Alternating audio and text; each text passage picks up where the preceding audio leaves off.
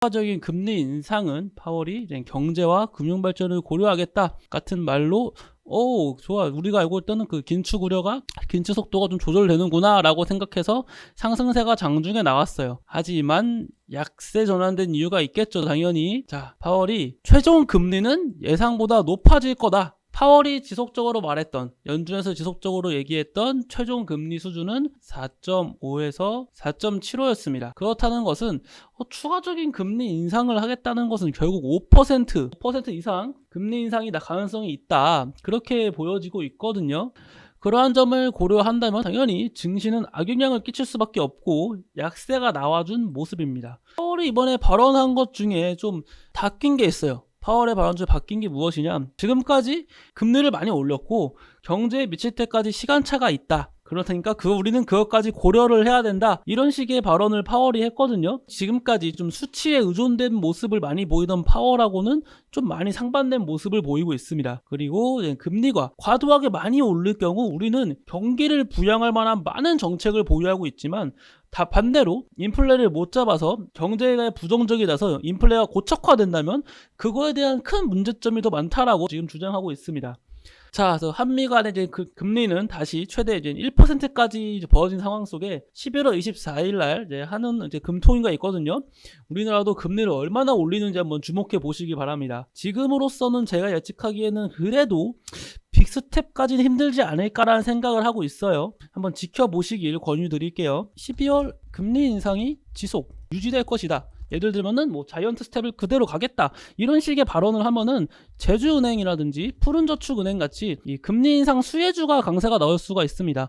다른 그 은행 관련주도 역시 강세가 나올 수 있는데 이 제주은행과 푸른저축은행은 금리 인상 관련 가장 예민하게 움직이는 종목들이기 때문에 이 두 개의 종목이 좀 강세가 나와줄 수가 있다, 그렇게 보여지고 있고, 괜히 욕심내다가 그때 팔 걸 후회하지 마시고 시초가 갭상승이 이렇게 9% 이렇게 올랐는데 욕심내실 필요가 없습니다. 절반 매도하세요.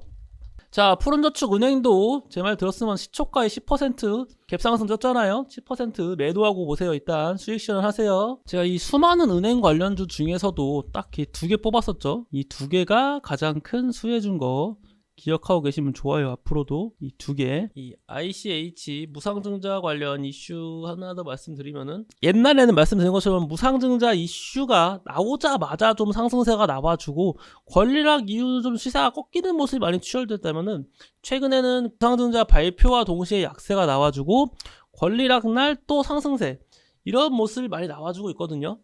근데 무상증자 이슈 1대2밖에 안 돼가지고 투자에 좀 주의하시길 권유드릴게요. 이게 꼴랑 1대1이라서 계속해서 급등이 나와주긴 힘들 거거든요. 과거 우리 노터스라든지 이런 거만큼은 상승세가 나와주긴 좀 힘들 거라 봐요. 자, 다음으로 보실 거는 연초 대비 2배 오른 리튬값, K배터리 리튬 확보에 분주해졌다, 이와 같은 얘기가 나와서 리튬 관련주가 좀 강세가 나와주고 있어요.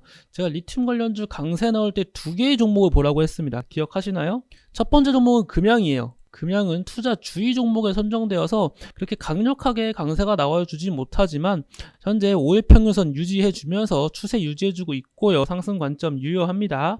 그리고 또 하나 있죠. 미래나노텍이었습니다. 미래나노텍 금일 28%에 가까운 상승세가 나와주고 있고, 당연 리튬 관련주 중에서도 가장 큰 강세가 나와주고 있는 종목입니다. 리튬 관련 이슈가 나오면은 이 미래나노텍하고 금양, 이 두 개의 종목 살펴보시는 거 절대 잊으시면 안 돼요. 게임 관련주가 약세가 나오는 원인이 뭐라고 생각하세요? 근데 게임 관련주가 못 가는 이유, 자, 일단 제가 이 얘기를 한번 드린 적이 있는데, 국내 증시가 상승하려면은 뭐가 오른다 해야 됐죠? 맞습니다. 반도체와 바이오 관련주가 강세가 나와줘야 돼요. 그쵸?